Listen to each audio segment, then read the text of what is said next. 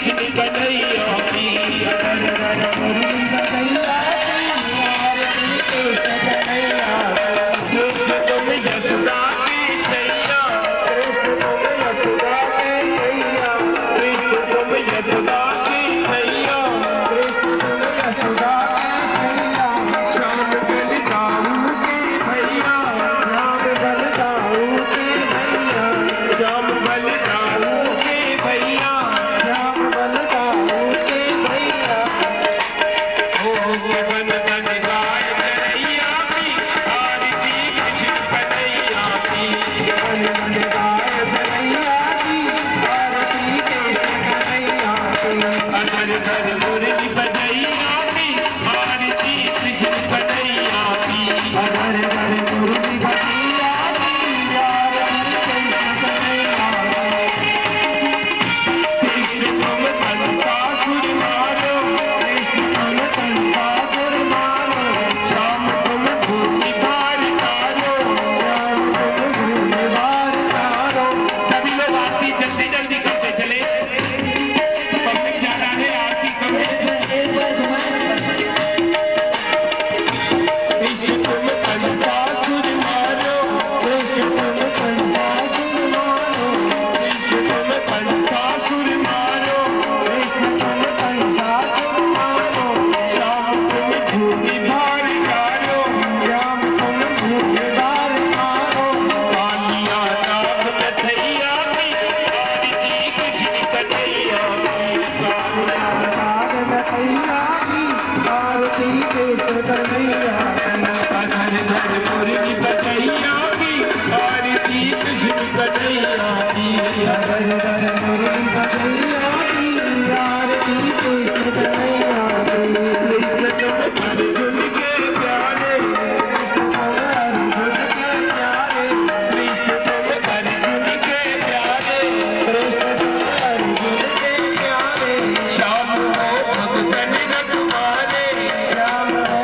भगतन रखवाले श्याम हो भगतन रखवाले श्याम हो भगतन रखवाले यमुना तट रास रचैया की आरती कृष्ण कन्हैया की यमुना तट रास रचैया की आरती कृष्ण कन्हैया की घर घर मुरली बजैया की आरती कृष्ण कन्हैया की घर घर मुरली बजैया की आरती कृष्ण कन्हैया की आरती गावे कृष्णानंद आरती गावे कृष्णानंद आरती गावे कृष्णानंद आरती गावे कृष्णानंद आरती गावे राधा आवे अति आनंद मन में होता है अति आनंद मन में होता है अति आनंद विनय है राज रखैया की आरती कृष्ण कन्हैया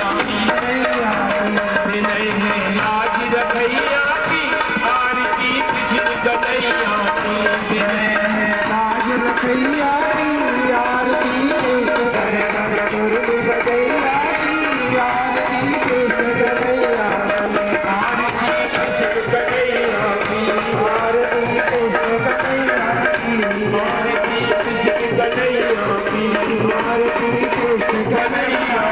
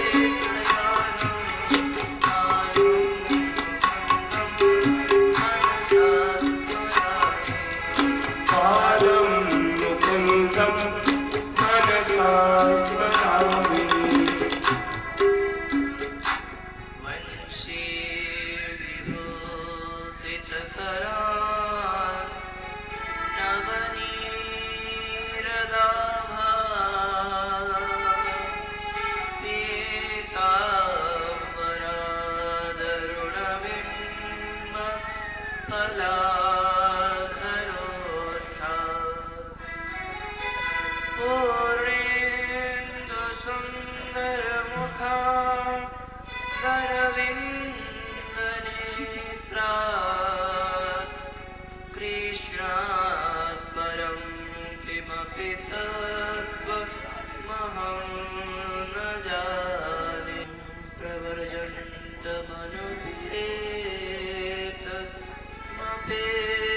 प्रवर्जन्तमनुपेतमपेतकृत्यं द्वैपायनो विरहकातराजुहाव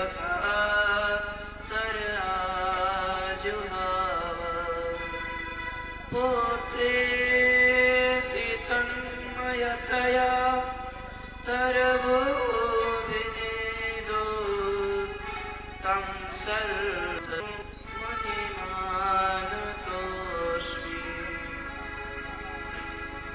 कृष्णाय वासुदेवाय हरये परमात्मने प्रणतक्लेशनाशाय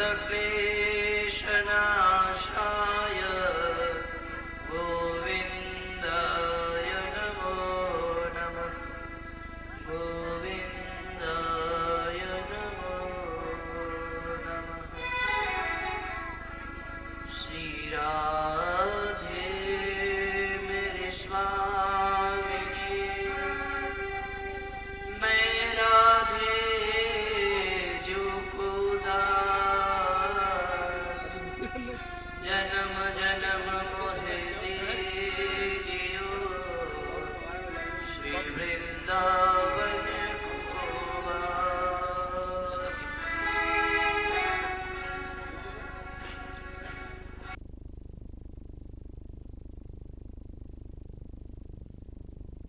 श्रवण किया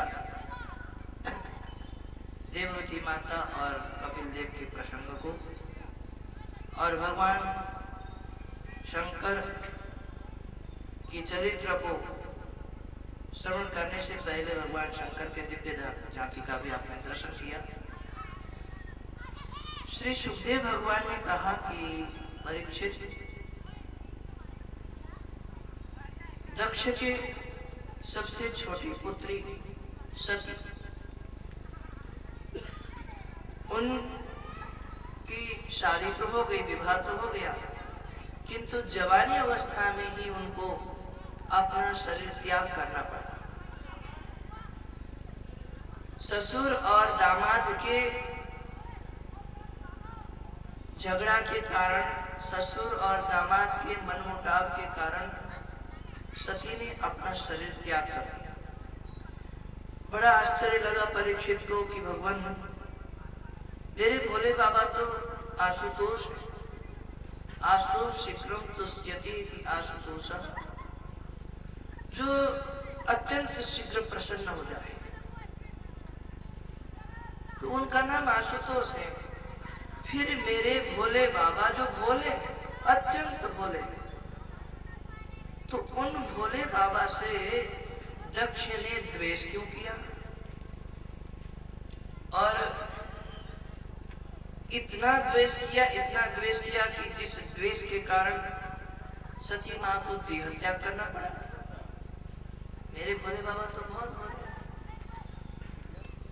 अवधर दानी द्रवहि महु थोरे, अवधर दानी द्रवण महु थोरे, अवधर दानी द्रवहि महु थोरे, अवधर दानी द्रवहि महु थोरे, देख सकत नहीं दीन कर जोरे, दीन कर नहीं जनि बहु थोरे, देख सकत नहीं दीन कर जोरे, देख सकत नहीं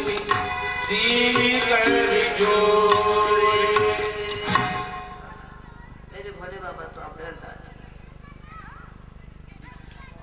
उनके सामने कोई दीनता पूर्वक हाथ जोड़ दे और कहा प्रभु मेरी रक्षा करो और मुझे ये चाहिए, तो भगवान अपने सामने दीनता पूर्वक हाथ जोड़ के खड़े हुए भक्तों को देख नहीं सकते।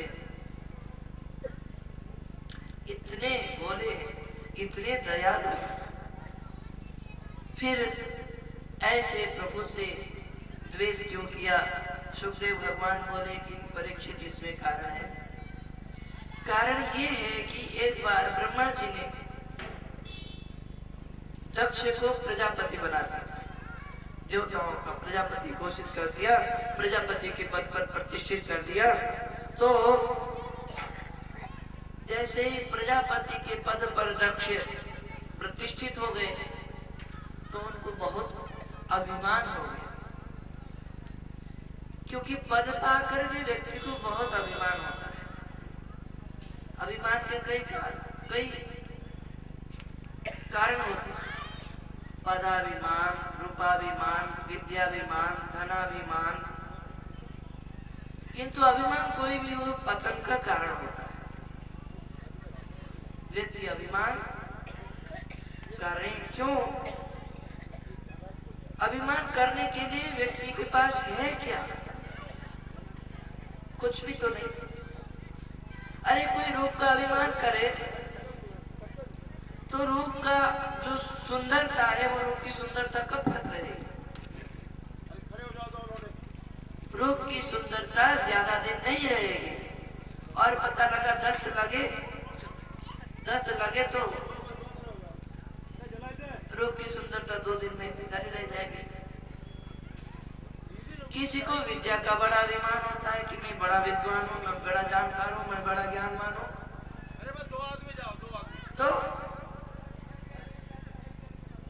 जानकार हूँ, विद्वान हूँ, किंतु जरा सा एक तार ढीला पड़ जाए तो फिर उसको कोई पूछेगा। बेचारे बड़े विद्वान थे पर क्या करें, तार ढीला पड़ गई, अब वो सड़क में घूम रहा है, कोई पूछता नहीं। तो ये सभी शक्तियां प्रभु के द्वारा प्रदत्त हैं, भगवान ने हमें दिया है ताकि इसका हम सदुपयोग करें। और धन का अभिमान तो भैया ये तो सभी जानते हैं, हाथ के मैल की तरह धन है। आज है तो कल नहीं, कल नहीं तो आज। लक्ष्मी चंचला है, लक्ष्मी चंचला है। लक्ष्मी कभी कहीं एक स्थिर से नहीं रहती। और यदि लक्ष्मी को आप अपने घर में स्थिरता से रखना चाहें, एक उपाय मैं बताता हूं। किसी की भी पत्नी दूसरे के घर में जाकर के ज्यादा दिन रह नहीं सकती है। 2-4 दिन रहे ठीक है, किंतु पतिव्रता पत्नी है तो अपने पति के पास जाएगी। तो लक्ष्मी के लिए तो रहने वाले लक्ष्मी को बरकरार बनाना है तो नारायण की उपासना करो। यदि नारायण आपके घर में विराजमान है तो लक्ष्मी कभी जाने वाली। तो इसीलिए धन का अभिमान भी व्यक्ति को नहीं होना चाहिए। ये धन मेरा नहीं है, ये तो प्रभु का है, भगवान का है। भगवान ने मुझे इसका सदुपयोग करने के लिए दिया है, मेरा। यदि किसी ने धन को मेरा माना तो उससे बड़ा अज्ञानी और कौन हो सकता है? दूसरे के पत्नी को अपना मानो तो कोई अच्छी बात नहीं। लक्ष्मी तो भगवान की अर्धांगिनी है। तो पदाभिमान दक्ष को बहुत अभिमान। सभा लगी हुई थी, उसके स्वागत समारोह में ब्रह्मा विष्णु महेश और अन्य सभी देवता वहां विराजमान थे। जैसे दक्ष ने सभागार में प्रवेश किया वैसे ही सभी देवताओं ने उठ करके उनका स्वागत किया। ब्रह्मा जी उठे नहीं क्योंकि बेटा है, विष्णु जी उठे नहीं क्योंकि पोता है, शंकर भगवान ने भी अपने तो समाधि ने शंकर भगवान को जहाँ 2 मिनट बैठे और जहाँ राम राम करने लगे तो उनकी समाधि तो लग जाती है, सहज समाधि लग जाती भगवान शंकर की। वो समाधि में थे। दक्ष ने जब देखा कि अपने स्वागत में उठे हुए बहुत लोग हैं तो बहुत प्रसन्न हो गया, किंतु जैसे दृष्टि घुमा करके जैसे दृष्टि इन तीनों पर पड़ी, ब्रह्मा विष्णु और महेश पर, भगवान विष्णु को बैठा हुआ देखकर तो कुछ नहीं बोला, ब्रह्मा जी को बैठा हुआ देख करके कुछ नहीं बोला, किंतु जैसे ही शंकर भगवान को बैठा हुआ देखा, आग बबूला हो गया। देखो, क्रोध एक ऐसी चीज है, क्रोध में व्यक्ति डिसाइड नहीं कर पाता है कि मैं क्या बोल रहा हूं और क्या कर रहा हूं। उचित और अनुचित का बोध व्यक्ति को उस क्रोधावस्था में नहीं होता है। इसलिए क्रोध को अपने वश में करना बहुत आवश्यक। क्रोध कुछ भी ऐसा होता है, प्राय आपसे भी होता है, हमसे भी होता है, सब लोगों से होता है। क्रोध आने पर हम कुछ कह देते हैं, फिर बाद में हाथ जोड़ के माफी मांगते हैं, अरे हमसे गलती हो गई, हमारी वाणी को वापस ले लेना, हमको माफ कर देना। भैया, पर ऐसा नहीं होता। तर्कस से निकाल करके धनुष में चढ़ा करके जो तीर छोड़ दिया जाता है, अब वो तीर लक्ष्य को भेदन किए बिना बीच में रोकना संभव है क्या?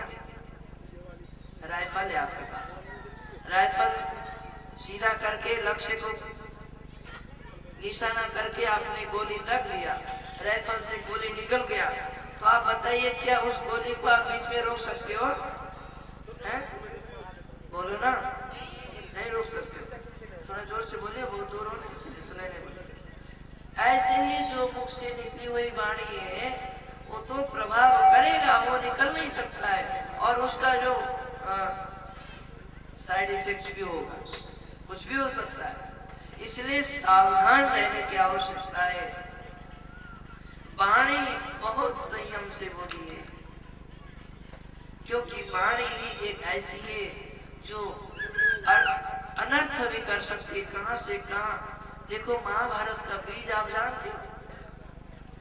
महाभारत का बीज ये है कि जब दुर्योधन गिर गया ना, जल में था, थल में जल दिखाई देने वाला मैदान ने जो बनाया था, उसमें वो गिर गया। थल को जल समझ करके कपड़ा ऊपर कर रहा था, जल को थल समझ करके जा रहा था, तो गिर गया। महाभारत में तो ये आया है कि द्रौपदी ने कहा है कि अंधे के अंधे होते हैं, किंतु भागवत में तो इतना संकेत किया है कि भीम बहुत जोर से हंसे,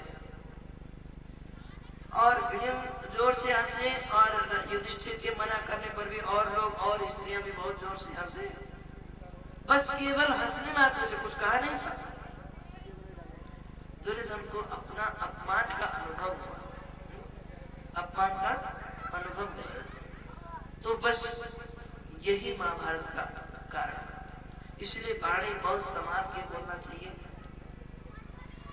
और हमारे संतों ने लिखा है कि खोद खाद धरती सहे, काट कुट बन रहा है, कुटिल वचन साधु सहे, औरों से सहा न जाए। संतों ने कहा है कि खोद खाद धरती सहे, और